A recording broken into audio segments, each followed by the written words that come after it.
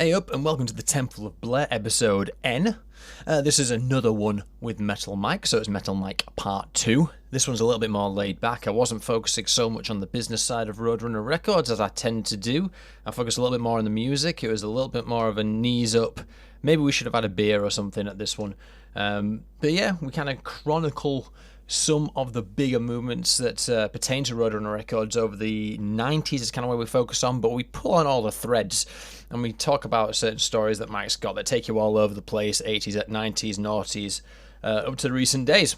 So hopefully this is part 2 of 3, and hopefully it will happen upon more of those noughties years before Roadrunner is bought out by Warner. But nonetheless, I hope you enjoy this one. In the meantime, check out Aardshok, Mike's Metal Magazine, which is a monthly magazine akin to Kerrang and Metal Hammer, top tier journalism from the centre of the web of metal himself, Metal Mike. So, without further ado, 1, 2, fuck shoot up.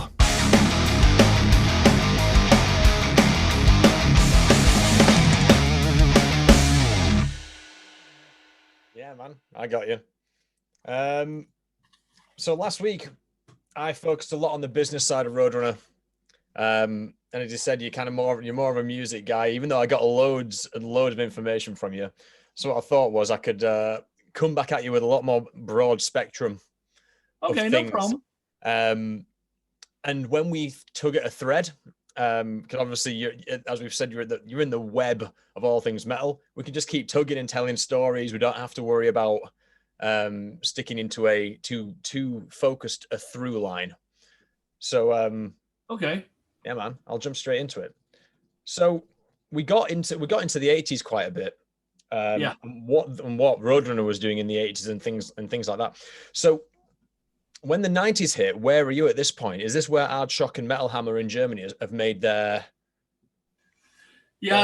I mean, I worked in the office Roadrunner 86 and 87. And I think beginning of 88, I left the office. Still doing some A&R and PR for the label. But I left because, for example, Master of Puppets came out. 87, 88? 86. And I would write 86. Okay, I would write in my magazine that I like Master of Puppets of Metallica, and Roadrunner, distributed it or licensed it for Benelux and Gas for Germany, Austria, Switzerland. And I would write, I like the album, and then people would say, yeah, because you work for Roadrunner, put it out. I could make it. I knew what I could write as a writer and also as working for the label. I could separate that, but readers couldn't separate it. So whatever I was writing, they were always biased what I was writing if it had to do anything, how far-fetched away anyway with Roadrunner. So I thought, well, and the magazine grew bigger. I mean, let's say 1988, I think was the biggest year in rock and metal of the last, 50 years, because you had the number 1 and 2 band worldwide were Guns N' Roses and Metallica. And then they even toured together that year, I think. So I was really busy with the magazine and doing a lot of stuff. So I didn't work for Roadrunner anymore. Not in the office, let's say sitting in the office and do physical work for them. I still went to meet them like every January. I did it until 1990, 91 maybe. So it was, so people thought it might have been a conflict of interest if you were writing about bands which Roadrunner was associated with. Yeah, well, they made it into a conflict of interest where I could, I could have the two worlds apart easy, but but hey, they thought I was biased. I thought, okay, no problem. I'm gonna leave Roadrunner, no problem. I did make a lot of money anyway. I mean, the money I made there was just enough to pay the high rents you have there in the Amsterdam area. Renting rates are like triple, 4 times or quadruple what I was back home in the area of Eindhoven. So every money I made with Roadrunner, went straight just to pay, to stay somewhere. Yeah. So I didn't feel sad about that one. How did Case feel about it? Did he think, oh shit, we've lost an asset here? Obviously, you were still doing things Well, for him. you never voiced it towards me, so I never heard anything about it. I mean, we still stayed in contact and stuff, but Monty became more important there, signing all those nice new interesting bands like Type of Negative, Machine Head, well, Sepultura, Obituary. So he signed a lot of bands. I think in 86 or 87 86 I signed Crimson Glory to them. That was one of my later signings on the label. Yeah, I've been pulling together a spreadsheet of all the bands and all the albums which Roadrunner put out, not distributed, but where they signed a band and like invested in the artist. And there's like from 1983 to 2012 when the takeover happened, it's like 480 albums that were put out. It might be a little bit more or less, but sounds like Nuclear Blast almost nowadays. Yeah, you think it was like throw it against a fan and see what sticks? A lot of the time, yeah. I think when Monty came on, it was I think Case realized he had an expert, and the same with you, because there's a through line trend of what they were doing in certain eras. Like in that we mid-80s. rejected a lot of stuff in the way back, and then maybe later, they want to just keep the numbers going, release wise. Yeah. Well, this actually leads on to my next question, which I think was quite poignant. So when the Black Album hits and when Nevermind by Nirvana hits, obviously the scene changes and there's a lot more of a mainstream appeal to rock and metal. Yeah, everybody's moving towards Seattle, right? Yeah. How did that affect you as like as working in the press at that time, and as a metalhead yourself? Did you think, this is just another fad? I think Roadrunner signed Grunt Truck. I think that was their Seattle Roadrunner's Seattle band. They tried to take a piece of the grunge cake. Mm-hmm. Well, a lot of, it killed all the, let's say, the American chicks with dicks, whatever you call it, the long hair metal, the glam rock. Glam metal, and it killed that whole scene. That was a pity, because I was across the pond a lot of times, and that was always, party time. You go to shows with a lot of people, and all that stuff got killed instantly. It was a good party time with those shitty bands, okay, but but it was a good thing, You went with a lot of people going there, and the girls were dressed up really nice, the guys maybe too, but I didn't belong exactly to that scene. But there was a lot of clubs, having those bands. Okay, in Florida, some bands still locally did really well. I think like Stranger or Zebra, Auto Drive. Those were those glam bands who could survive locally, playing in the same clubs 5 days a week kind of thing, where they did maybe one set, 45 minutes of own material, and then 4 sets of 45 with covers. Yeah. So some of those bands could survive, but a lot of bands, didn't make it. I have to think when this was. I flew into Florida to see a band in was it West Palm Beach or Hollywood or Hallandale? It was called Button South was the club called, and it's in the area of Fort Lauderdale. So it must be Hollywood or Hallandale or in that area. It's all next to each other, so I'm not sure what town it was. And I went to see a band called Saigon Kick, and also to interview them the next day. I don't think they were on Roadrunner. I'm not sure. Mm-hmm. I met that night at the bar. I met Jason Flom and Dave Feld, and they were the 2 A&R managers of Atlantic. Right. Atlantic. So that was nice, because Jason Flom later signed a Dutch band called Sleazebees. I didn't have anything to do with it, but it was funny. I got to know him that night, and that night they signed Saigon Kick at the club. I was there, but like the show started around midnight, and as me just flew in that day from Amsterdam. For me, the show started 6 o'clock in the morning, 6 a.m. Yeah. So I was pretty knackered at that show. I know it. I was really tired. So I didn't like the show that much, but maybe that was because I was, 6 o'clock in the morning, go to the show after traveling for 20 hours or something. So that wasn't. But and then I saw the band more often later, and they're pretty good. I'm still in touch with Jason Beeler, the guitar player, Yeah. who's going to put out a solo record next month on Frontiers. And I saw some of their reunion shows like 2 years ago. So, Yeah. but it's a band, Well, yeah. busy.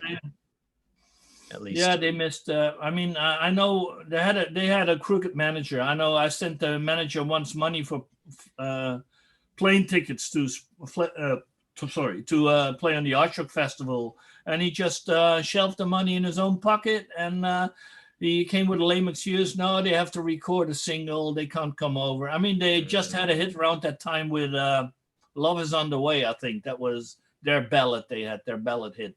I still have the gold record here on my wall for that one. But they never came, and the manager never paid me the money back. So cheeky. And that manager, I hear a lot of bands, he owes a lot of bands money. Yeah, you know how like there's Warren Wyatt is his name, by the way. Warren Wyatt, Wyatt.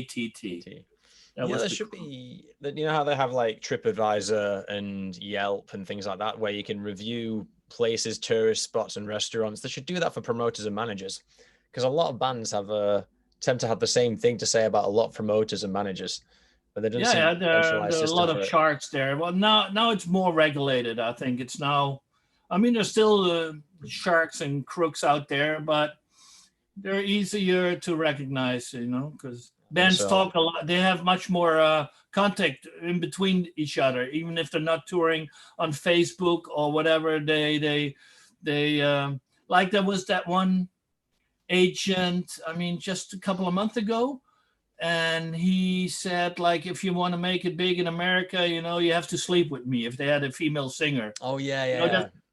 I don't know. I mean, it was just a couple of months ago. Yeah, I know who you mean, though. I remember this. Yeah, and then other bands have the same experience with that guy, or what an asshole he is, and then they all abandon him. Some bands did it earlier. I think After Forever and Epica from the Netherlands, they abandoned him. I don't know his name, but I mean, nowadays people, bands are in touch, and they warn each other of whatever. Yeah, people aren't worried about speaking out these days, which is good, really. No, and bands do a lot of stuff themselves now, Yeah, totally. They record their product on themselves. They pay themselves, so they keep the masters. And, they sign deals where they don't give away their music and also their bookings. And, they keep everything on their own, which makes it more profitable for the bands and ways to survive. Maybe not in this time of the scene right now, but there's let's say they cut out a lot of middlemen, let it say that way, and they know where to go to if they want to reach something. It's much more easier for the bands now. Having said that, though, do you think that a label is valuable these days in any way, or do you think it's kind of like there's now a threshold which a band needs to meet before it's valuable for a label to get involved?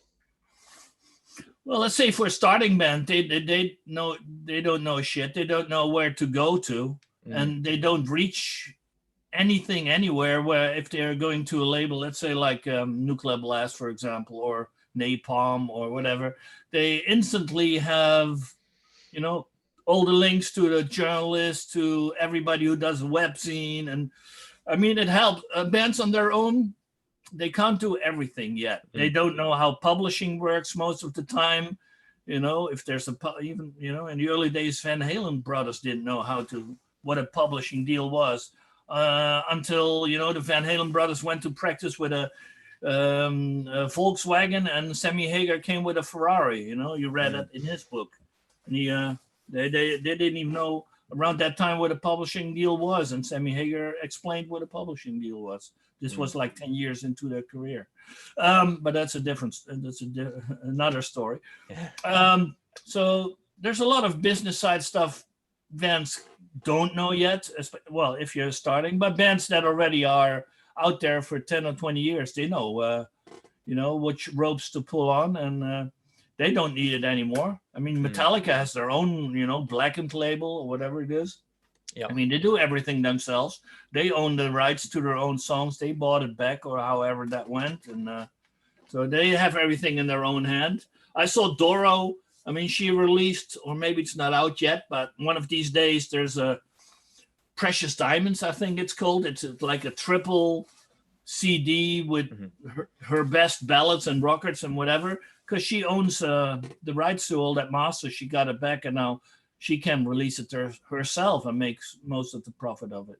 And she's a seasoned. I mean, she came into the scene probably 83 or so. So well, maybe even earlier, 82. And they're seasoned veterans now, and they know where to go. But for starting bands, they hardly can do it without a label. Okay, they can release it on their own website and put links there where you can download the music for a certain price, or maybe even prepay for the recordings. But that only helps if you're already a seasoned band and you have a lot of fans. But if you never toured before and you record an album on your own, it's tough because nobody knows you yet. I think a lot of people are starting to compromise as well. They know that making a lot of money in a band is not a very likely scenario. So a lot of them, even the best bands who go on tours, also have full-time jobs because they've got a more realistic sort of view of it. But I think that I know. I mean, I'm at Johnny Lee Middleton, who is normally playing around this time in the Trans-Siberian Orchestra and was a bass player in a band called Sabotage. And I mean, he came from tour, and then he was installing ACs or laying carpet or whatever. That always struck me that bands that are pretty popular in Europe that could headline festivals come back home and they go to their regular job. Yeah. I mean, they do. Other bands nowadays, you see, let's see, Miles Kennedy, for example, the singer of Alter Bridge. He also sings with Slash, and he puts out solo stuff. And he puts it agenda in a way, puts it together that he can tour with the one band, and then after that tour, he records with the other one or tours with the other one. And he's like, 350 days a year, he's busy with doing music. Mark Tremonti from Alter Bridge. Now we're at Alter Bridge. He has his Tremonti, his solo project where he's touring and recording.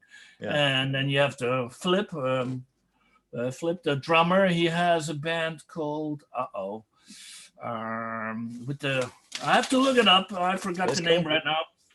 With the drummer of Seven Dust, he has a band, Projected. I didn't have to look it up. Projected. They put out like a single and a double album. So they all keep themselves busy doing stuff. So some bands, they can do it, stay in the music business, but a lot of bands do other stuff too. Yeah. Or they lend their voice to sing a song on one record of another band or so, or drumming on some recordings as a studio drummer, or giving guitar lessons or whatever, But there's also people working a regular job and where they can take off free time if they have to tour. I think that my favorite example at the minute is Kyle Thomas from Exorder. Because I spoke to him the other week. He obviously had Exorder for the first for 86 through to I think 92. That's when Exorder had their reign, with Slaughter in the Vatican in 1990, then The Law in 92, and then that band dissolved. But the thing is, Kyle's only 22 at this point, and then he comes back to Roadrunner in 95 with Floodgate, which, as we were sort of alluding to, is a bit of that Seattle sound, a bit Alice in Chainsy, a little bit stonery. And what he was saying was, because he'd already had that experience with Exorder, he came back with Floodgate as an expert. Like, he wasn't taking any shit. No, I think with the Roadrunner deal, he still had to sign away the masters and things like that, but the advance he got was far more favorable, and the treatment he got was far more favorable because he knew what he was doing. Yeah, older, wiser. Yeah, man, that's it. And then after Floodgate folded, he just went back to a regular job, even though he was singing for Trouble and Alabama Thunder Pussy. He was just a regular schmuck, just laying carpets and fitting air conditioning unit. I can't remember what it was. I think he was fitting alarm systems. For electrical components in New Orleans. Yeah. But, Todd, the singer of Queensrÿche, he's putting chairs apart and does new leather, makes a new leather around it. I'm not sure what you call it, upholstery or something? Yeah. Upholstery, that's it. Okay, I don't know what the profession is called, upholsterer, or I'm not sure. Yeah, upholsterer. Is it? Okay. Oh, it could be. It can. I think It's it not a falls word I under. use a lot in metal, so I have to think about that one.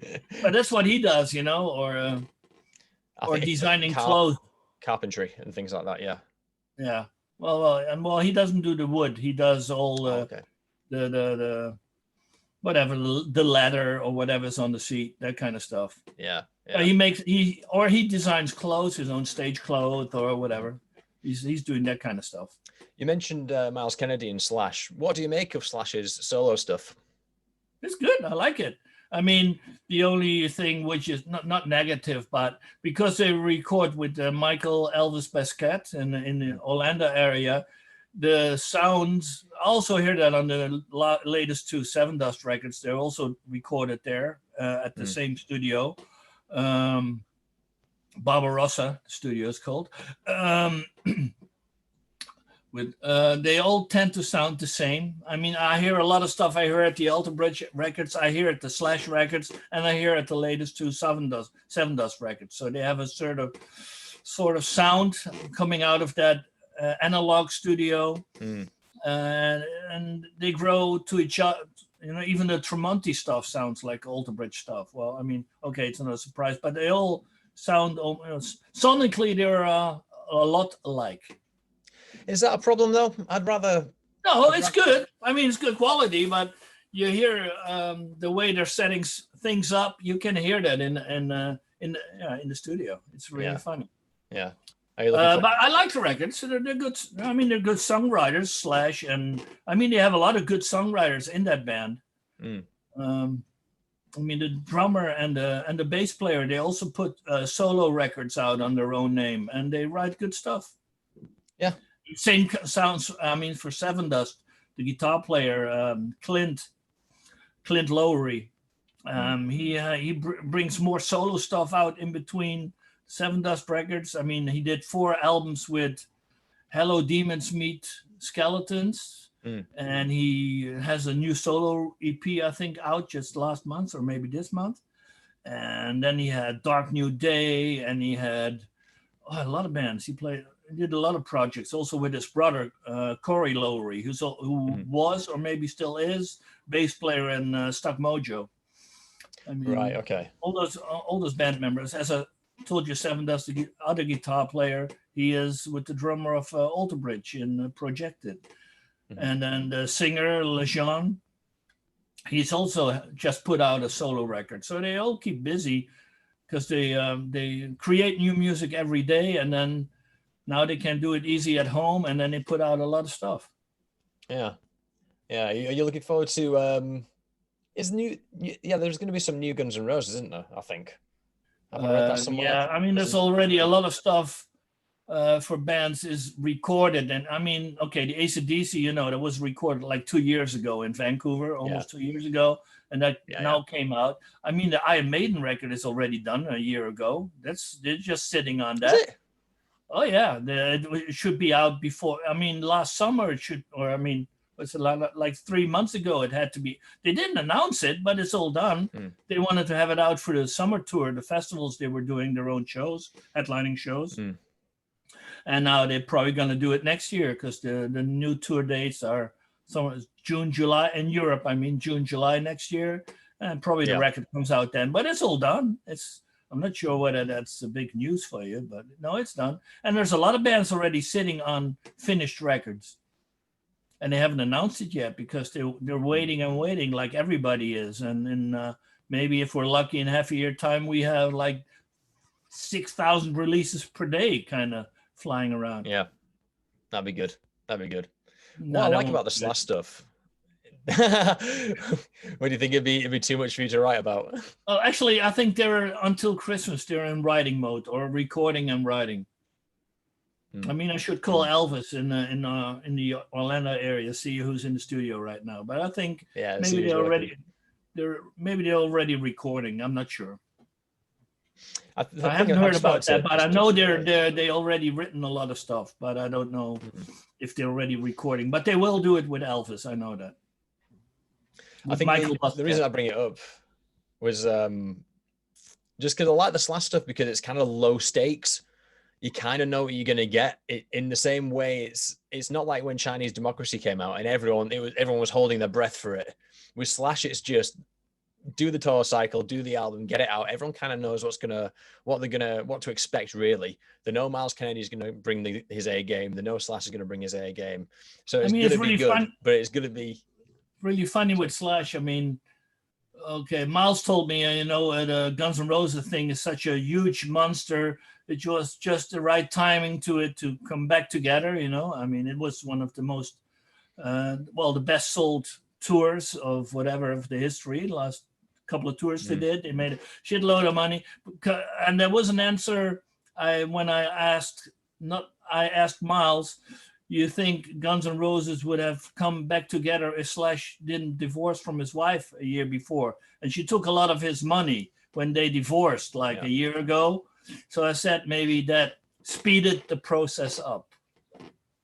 I think. I remember the settlement was massive, but I guess maybe he just settled for a lump sum instead of a monthly payment. Maybe that was it. Speculating, but maybe. I don't know. I don't know. That's probably. But I know when he got divorced and had to pay a lot of money. I think it sped up the process. Maybe what ignited the fire faster than maybe if he wasn't had the divorce. Let's say it that way. I think he never. Yeah, I never dared to ask Slash, of course, but it proved the success of the tours. Proved how everybody was waiting for this band to go on tour again with the right lineup. Kinda. No, it's not the official lineup. I mean, some people got excluded from the tour and they weren't happy about it. But Steven Adler, for example, a drummer, yeah. Okay, coming back to the early 90s then, when is Aardshok in partnership with Metal Hammer at this point? Beginning of 1990, yes, but the German publisher, he had a deal with he went broke in 88, he went broke. Metal Hammer Germany was bankrupt, sorry. Metal Hammer Germany was bankrupt in 85. No, sorry, in 88. Don't get me wrong. In 1980, 80. Hold on, let me think. Hold on. 80. I have to count back now. Let's say 1990. I'm not sure. The timeline is not that important. And then he had to sell them. I mean, not because of the magazine was doing, but the owner of the magazine, Jürgen Wiegenhaus, invested in a lot of other stuff, buying publishing rights. I think he had something to do with the Doro or the Warlock stuff, because there were a lot of ads of that artist in the magazine, more than normally a record company would do. I don't know. But he invested in stuff that didn't really flourish. And he went broke and had to sell the magazine to the Jürgen Marquardt Gruppe, which was based in Munich. I think they're in Berlin now or back to Munich. I don't know. But they did Cosmopolitan and Playboy and Playgirl. And it's huge. They have 150 magazines. And they got the rights of Metal Hammer Germany. And and Jürgen had a deal for 5 years with to do it that way with that new publisher. He didn't have the rights to the German magazine anymore, but he had a deal to work with them together for the next 5 years. So they were based in Munich, and at that time, a huge lump of money for making a magazine came of making lithos, the colored films to print. If you have a magazine, you have the films. It's hard to. I mean, this is no digital yet. Okay, it's not digital yet. So you have to go to somebody who has a color picture and has it in 4 films. The let's say the red, blue, and yellow, and to get all those films, magenta, cyan, and black, and whatever. And it's a lot. It's the most expensive. It's almost more expensive than the printing itself to have your films made. Yeah. And he used the films for the German deal. Let's say he copied them to use them also for all the foreign issues like Metal Hammer UK, the Netherlands one, the Greece one, the Polish one, the Spanish one. For all the Metal Hammer issues, he let the other German who he sold the company to pay for the lithos, and then he used it for all the other countries, and only had to change a fifth film, a black film, with the language, with the text. Right. So you had all the magazines had the same layout, but only changed the black film, which was holding the text. Yeah. So instead of 4 films, they had an extra black fifth film. But the German guy who bought the company, Metal Hammer, he found out, of course, that he's paying for all the lithos, and he's just using them to fill the other magazines. So the German magazine had a lot of problems to get a magazine. They changed the name, or the guy we worked with together changed the name of the magazine some ways, and Metal Hammer found new people to do Metal Hammer without him. So I only had to deal with the old owner of Metal Hammer, not with the new publisher in Munich. So we had, and so many points, a breach of contract with the contract I had with the Germans, and our, how should I say, the magazines that should be in the store at a certain point didn't make it because he had the German guy had financial problems because he didn't get the help from Munich anymore to produce the stuff on their cost. He couldn't pay for it anymore. So magazines came out too late. And I was depending on the stuff he was delivering, but he couldn't deliver it anymore because he lost the deal with, he fucked up the deal with the other people in Germany. So then I said, I can't work with you anymore because I can't get my stuff from the printer anymore because you don't pay the printer. So I had to, and then in 93, I left. We cut the deal and I just went back to doing Aardshok on my own. Right, okay. So that's how we got away from Metal Hammer. Yeah. So that's good. Be totally independent. Totally. Nobody has to say what to print or not. I had my freedom back. It's we were talking earlier about the trends that Roadrunner was sticking with. So there was, when Monty arrived, there was thrash. In your days, there was quite a bit of everything in terms of metal. There was a bit of new wave of British heavy metal, a bit of glam, not a lot. Well, a lot of noise coming out of Morris Sound. I mean, I'm not talking about Crimson Glory and Iced Earth and stuff, but the Scott Burns guy, he was like a sponge for all the noisy acts in the area. I mean, okay, Obituary was really good, but there was also a lot of not so good bands putting their product out, and they all went, to Scott Burns to have it produced by him at the Morris Sound Studios. And so there was a lot of shit coming from there as well. A lot of mediocre releases as well. I wouldn't name any names right now, but there was also a lot of stuff that wasn't good enough to, let's say, Roadrunner standards as it used to be. Yeah, I won't name names either, but I was going to say, what did you take to that death metal bit? Because it was very formative of that sound of that era. And obviously Roadrunner is very responsible for that. Yep. But a lot of those bands are one and done in terms of Roadrunner. There's just like one album done and then they're dropped. So presumably that's, speaking to what you're saying there, they weren't exactly up to scratch. But it's, I think Scott Burns is an interesting character. I won't mind speaking to him at some point because he just dropped it all and went off to become a computer programmer, even though he was that before even. I mean, I met him personally. I never met him before. Because, I mean, I've been to Morris Sound a couple of times, but always with Jim or Tom Morris when he was producing bands and when Dan Johnson was working there. And Mark Prater, who did a lot for the drum sound there. And Mark Prater was the drummer of Autodrive, one of the glammier bands I talked to you before. I can send you Scott Burns' phone number. I have it somewhere on my phone because he lives in Indian Rocks Beach, which is in between, let's say, Clearwater Beach and St. Petersburg. He lives there.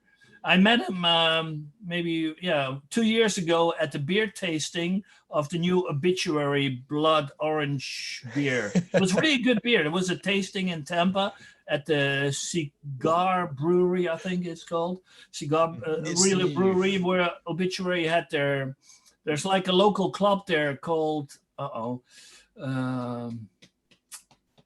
shit. Well, there's a club in Tampa where a lot of bands I saw last year, or actually in January, I saw Death Angel play there.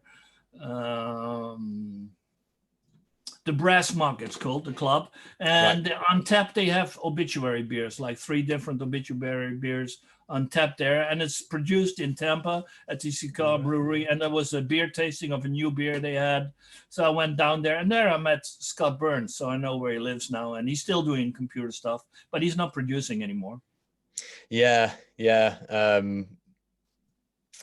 I just wonder why, because it must be quite a compelling lifestyle, especially if you are the guy, you know what I mean? If you're the guy that's producing that sound, which is, somewhat lucrative, it's quite brave of him to walk away from it. But now I was just trying to find, there's one thing that this podcast is doing. We're going to try and we're going to do a beer tournament of all the beer that's branded by bands. And that company, Cigar something, as you say, I just can't remember what it was. Cigar Brewery in Tampa. I think it's called Cigar Brewery. I don't have the T-shirt lying around here, but it's cool. But it just I just went, there's something there. But, Blood Orange, a really good one. I like that one. I don't think it's in. I don't think they're brewing it anymore.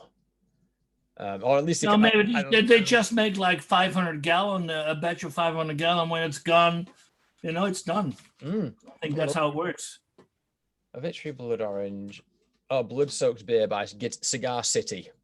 Yeah, okay, that's it. That's it. Yeah. And I think when I was doing my research for this, it's either been retired because it's a seasonal one, as you've said, or it's just not available in the UK. Yeah.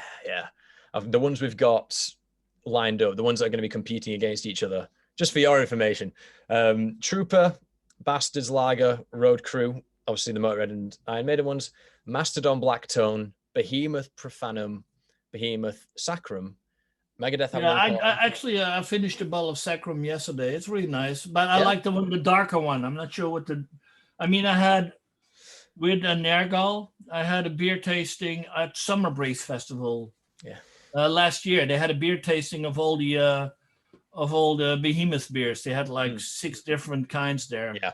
I like the Sacrum. I finished a bottle yesterday. Somebody sent it to me, but I like the darker one as well. I'm not sure what the name of that one was, but that was really, really nice. I can only get hold of 2 in this country. Okay. There's a Toodle-a-Mon by Megadeth. Metallica have one called Enter Night. Cradle of Filth have one called Countess. Okay. Slayer have 666 Red Ale beer, and then AC/DC have premium beer, and those are the ones that over the next few months we're going to try and get to compete against each other. But it was just I have probably about 80 bottles of wines wines. Probably have some beer. Let me grab here. Yeah. Let's see what I have here.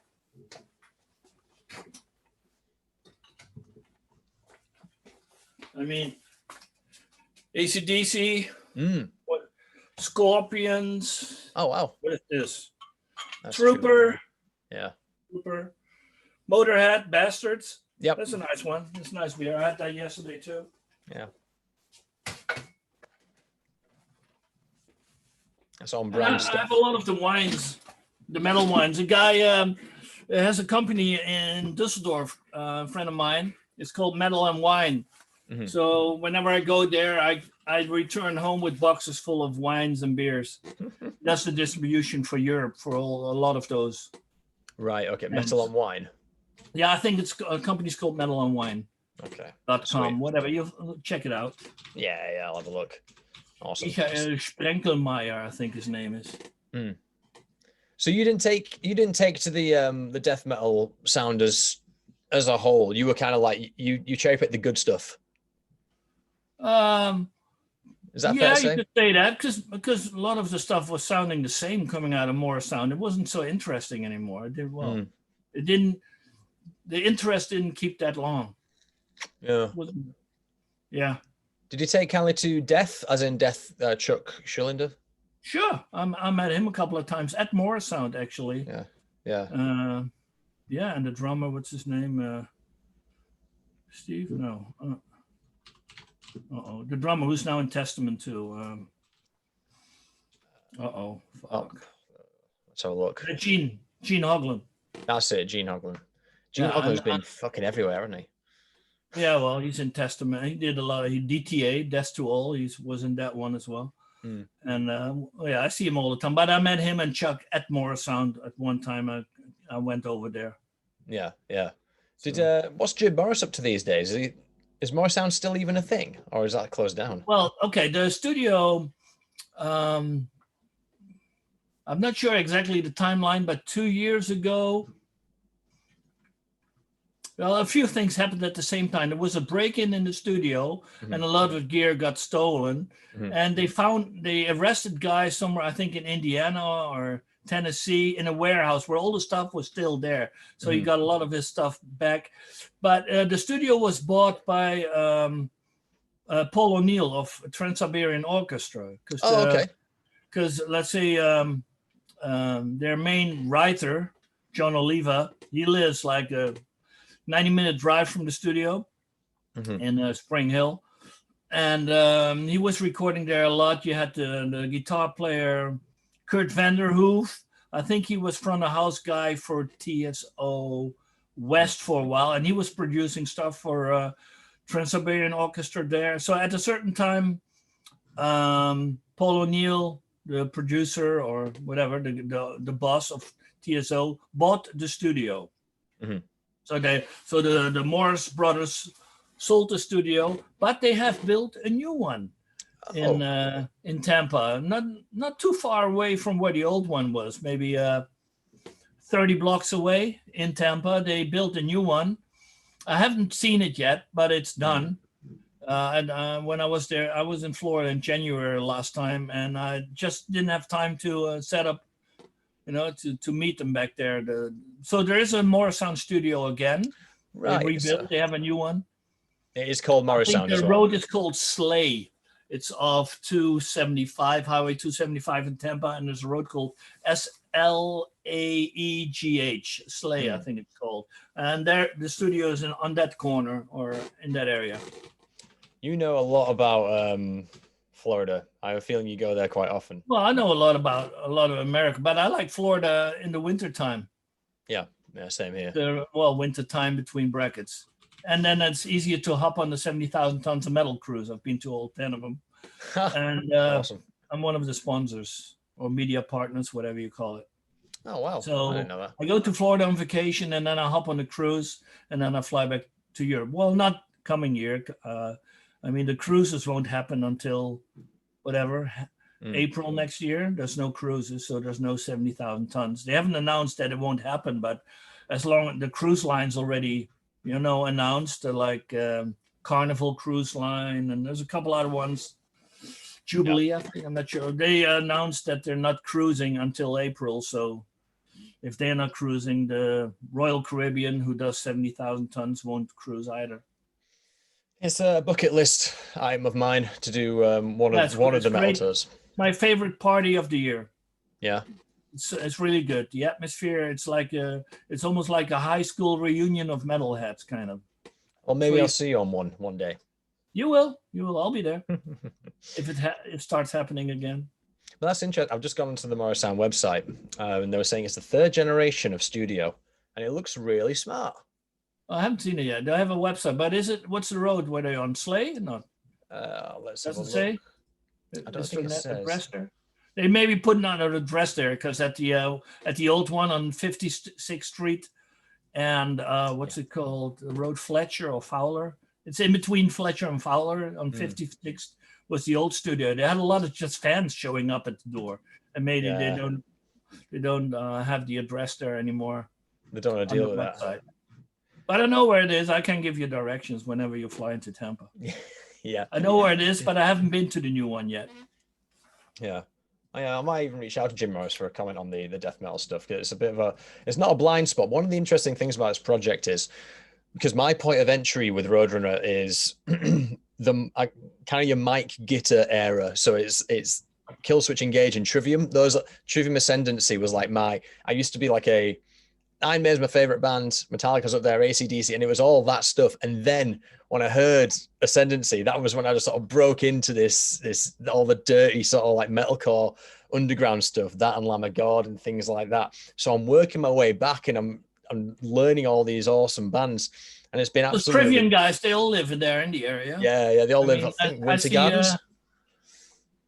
Corey, what's his name? Bulio, or whatever. Something like that.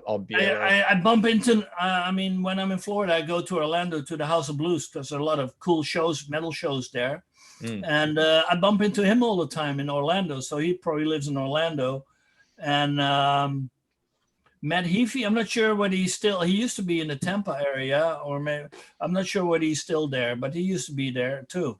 I don't know where the other guys lives, but I used to bump into those, especially Corey, all the time. Have you seen they've bought an aircraft hangar?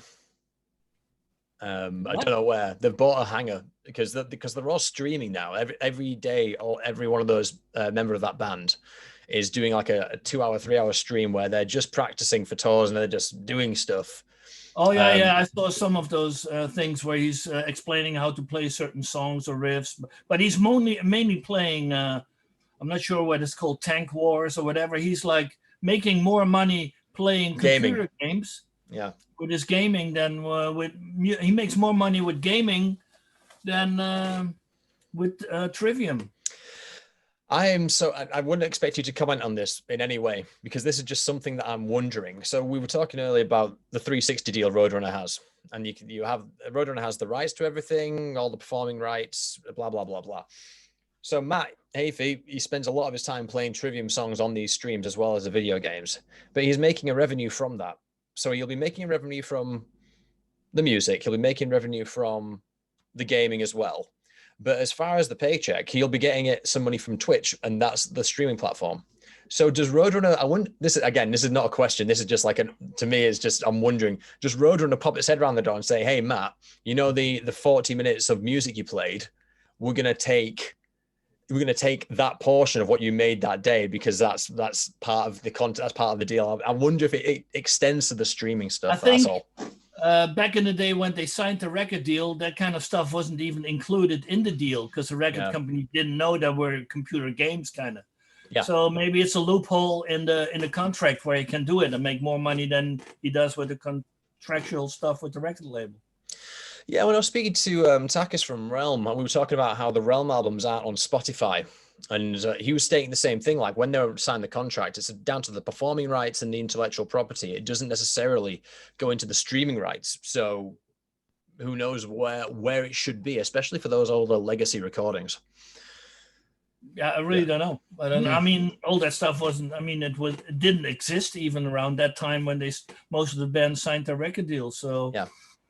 So I don't know. I really don't know. So in the 90s, we've had the death metal period. There's this wonderful sort of expansion in Roadrunner in the mid-90s where they reach out and start getting alternative acts, and things are a little bit left of field. But people sometimes refer to the 90s as when metal was kind of like dying a death. Do you agree with that? Yeah, because a lot of bands didn't, I mean, with the grunge stuff, all the other bands, metal wasn't cool. I mean, for me it was, but for the general population of this world, they weren't interested in that anymore.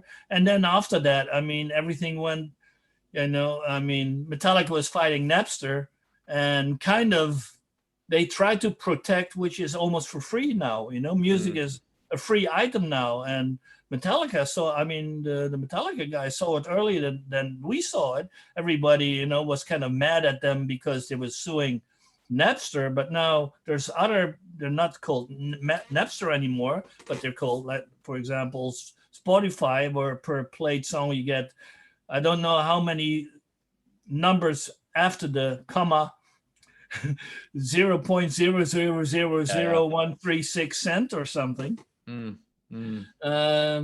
You see huge bands and they get, let's say, a royalty check for $13 or something, for a whole year. It's crazy.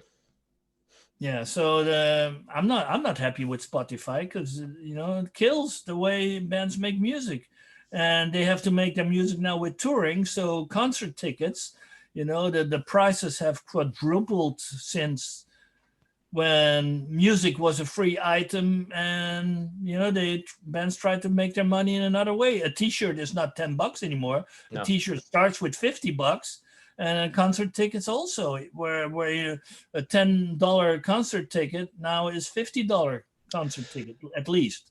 On mainland Europe, do you still get Live Nation and Ticketmaster? They sell you the ticket for, say, $50 or something, and then they say, and there's going to be a $20 admin fee. Yeah, well, well I think it's $7 or something. And if the concert is canceled, you get the money of your ticket back, but not the reserving money, the way you reserve the let's say the bookkeeping money, or you call it the the handling money. You don't get that back. You only get the money of your ticket back. So that's a nice scam going there. Yeah, I mean, I'm interested to see what's going to happen over the next few months, because there was I think it was a leaked memo or something like that, where Live Nation was saying they were going to have a right to withhold 20% or something like that, a fixed amount of the artist's fee for that was like when the pandemic first hit. That was one of the first things that came out. And obviously it's never been tried or tested because no gig has happened. But yeah, I imagine most of the bands were like, fuck that noise. Yeah, well, I mean, the shitty thing is that you get your money back probably somewhere in the small print if the concert is canceled. So no concerts or tours or festivals get canceled. They get just rescheduled. So everybody's rescheduling, but half of the shows of those festivals never will happen. But people are fucked anyway, financially. Totally. Yeah. I mean, you have to, the promoter of certain festivals ask the fans to donate their ticket money to, stay alive, to keep the festival alive. I can understand that. But where the ticket bureaus, I don't know, it's a shady game they're playing. I don't know how this will end. My hope is that those titans and those dinosaurs will die. And then the admin will have to hand over to the smaller companies, and the middleman will die as a result.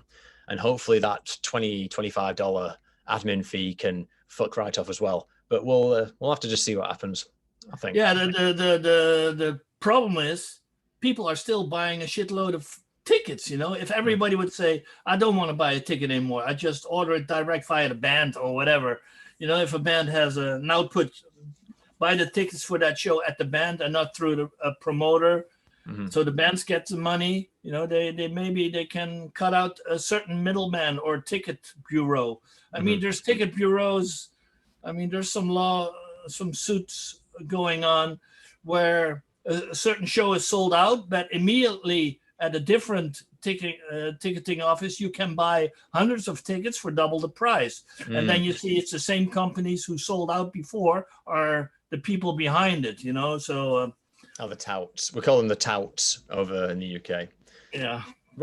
So that's happening as well. So there has to be some laws against that kind of stuff, and then maybe Rod Smallwood from obviously Iron Maiden management. He I think he started either like not a company, but a kind of a foundation to try and lobby the government into stopping ticket touting and things like that. I can't remember what I think it might be called, something like the Ticket Holders Alliance or something like that. But that's interesting, to stop people paying hundreds of dollars for Maiden tickets and then selling them on for thousands, I guess. But I mean, there's all kind of. I mean, I saw it like at the Paradiso and the Milky Way in Amsterdam. If you were buying a ticket for a show, at the door you had to buy a sort of a membership fee for $3 to get in, on top of your. So let's say it's a subscription for that club for a month, and they only do maybe one show a month. Every time, people, the club owner will say, well, we sold 1,000 tickets, so here's your 1,000 times whatever percentage, and you get this. But the $3 they ask you extra at the door, that goes directly into the club. The band doesn't see that. Yeah. So I'm not sure whether they still do that, but there's all that kind of shady stuff I don't like. I mean, I'm in the lucky position where I just call a band member to put me on the guest list. So I haven't paid for a ticket for a long time. The only time when I buy a ticket is if it's the show is for a good cause, so all the proceeds go to a certain whatever cancer fund or whatever, or if it's a starting band that really needs the door money to get paid for that show. Yeah. Like starting bands, then I'll pay I don't want a free ticket, and I'll pay for the ticket. But for all the the other big ones, I'll just call the band and they put me on the guest list. Yeah. One of the advantages of doing this for 40 years, maybe. Yeah, maybe. Again, you're in the middle of that spider web. Moving towards the end of the 90s, when Slipknot came out. Yeah. When I was a lot younger and I was super into Iron Maiden, so the aesthetic, that rotten aesthetic of maggots and dead things, it was kind of like death metal had the same kind of aesthetic, but it was kind of cartoony in a way. It was almost a fantasy, but Slipknot were a commercial death metal band, kind of. Yeah. What was your take on Slipknot at the time? Was it kind of jarring? No, I didn't like the first record. I think there was only one song on the first one I liked. Now you're gonna ask me which one. I don't know right now, but there was one song I liked really, but I didn't fancy them at that time. I mean, nowadays, the later years, Slipknot, their music becomes a cross between Slipknot and what they did with Stone Sour. It became much more melody into their music and much more structured than just. I liked it. I liked the last 5 records more, let's say, than the first 2 or 3. Yeah.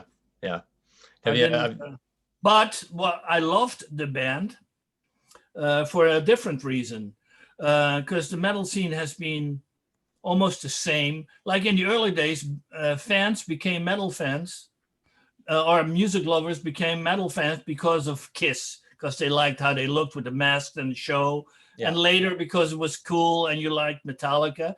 But then the last 10 years, there weren't any new bands which draw a new crowd into the metal scene. Every year, the average age of the metal scene was like 1 year older.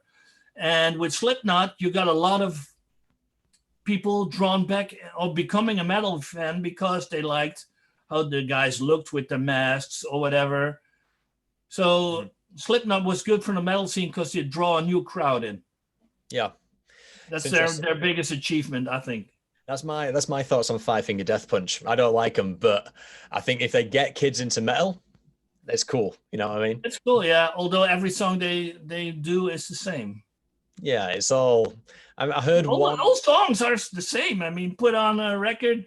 I'll play you 3 songs of 3 different records. They all sound the same. It's a good band. I like them. I saw them a lot live, but. It's not musically, it's not so surprising what will be on the next record. And that counts for a lot of bands. AC/DC, they haven't reinvented their AC/DC wheel. They just sound like AC/DC. And Volbeat sounds the same on every record. And there's a lot of bands that just keep on copying what they do. It's okay, but it's not my cup of tea. Yeah, with things like with Volbeat and with AC/DC and things, I guess, like if they're the archetype of a particular sound, like AC/DC effectively invented like pub rock in that sense, you can kind of get away with it. But I think Five Finger Death Punch, they're a particular niche, and there's an alignment that's almost political. It's very American, and it's very sort of 2005-6, like Iraq War sort of.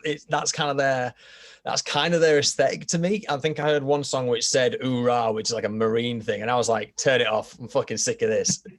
Not having that. Not in my house." But I gotta say, if it gets kids into metal, it's cool, man. Yeah, and a lot of rednecks too. I saw that at some of those shows. Yeah. Maybe because of the Ruha. What do you reckon of Nickelback? Because Nickelback kind of had, when I was researching them, I thought they were quite interesting because there you've got, as we were saying, you've got a smart guy. Like at the time, Chad Kroeger had his own production company, so he was savvy when he joined Roadrunner, very savvy, and I think he managed to get a very good deal out of the deal he made with Roadrunner, and a lot of his stuff came out in Canada on his label effectively, which was kind of unheard of considering Case's reputation for taking all the IP and taking pretty much the biggest slice of the pie. I was really interested to see that there was some concession there when I think it's Silver Side Up came out. But yeah, well, maybe they just licensed the music from the band and didn't sign the band. Maybe we have to ask Mr. Berman how that deal got together. Yeah, I plan on reaching out to him if he's got time for me. Because that sounds an interesting sound as well. You've got Nickelback, Theory of a Dead Man, Blackstone Cherry. That all the bands that Ron touched are very kind of like I don't know how I describe it. It's kind of modern it's modern hard rock, really. Yeah. It's kind of derived from the post. Yeah, Robot as well. Yeah. It's like I said, derived from that post-grungy kind of sound, and I think my girlfriend likes it anyway. Yeah, I mean, I went to some Nickelback show, and 80% is chicks. There's only one show where I saw more chicks in my whole life. Little story. I'm gonna finish now because I have to go away now. That's cool. I was at the photo shoot of Last Rocket with a photographer in LA called Niels Lozauer, and he did he was the main photographer for Van Halen, for example. But Neil has a studio on Hollywood and Vine, the corner of Hollywood and Vine. He has back then, I have to guess 83 maybe, no, it was later, 86 maybe. He has a photo studio there, and Last Rocket had a shoot inside, but I didn't want to hang with the shoot, so I went outside, just sitting in front of the building, and Rod Smallwood walked by. You know, the manager of Iron Maiden walked on the street, just passing me. He said, "What the fuck are you doing here, Mr. Smallwood?" He says, "I'm going to, I'm not sure whether it was Palladium or Palace. There's a club just around the corner." And he was checking out a band around the corner. I said, "Okay, what band are you going to check out?" Poison, he said. I never heard of Poison. Well, what kind of band is it? Yeah, I'm going to check them out, blah, blah. You want to come along? I said, "Sure." So I came in there, and the sound guy, the crew, Rod and me were the only male, and the band members were the only male people in the audience. It was a club, maybe 2,000 people in there, all for the Poison. And we're all beautiful models, kind of, you know, where that was really funny. So that was like 99% of the crowd was female. So that was a different experience, let's say that. But I was at the Poison show. I never heard of the band at that time, but Rod Smallwood took me in there. Well, we've come all the way around because who signed Poison? Steve Ricardo from. Did he? Yeah. To the first, I can't remember what his first label was called out on the West Coast. But when he worked there before he worked at Roadrunner, he signed Poison there. Okay, funny. Okay, the circle is round. We can say goodbye now. Yeah. If you have any questions, you know, we always can do a part 3, but there's so much stuff. I've got a couple around, but I think we've cut it off nicely at the 21st century. I think we've done quite well there. I've got a couple around sort of the metalcore era and when Roadrunner was bought out, but I think we should save this for a part 3, maybe after Christmas. Sure, no problem. You know where to find me. Yeah, man. Yep. Okay. Talk to you later, man. Thanks, man. Thanks again. Yeah. All the best. Bye. Love you, Mel. Have a good one.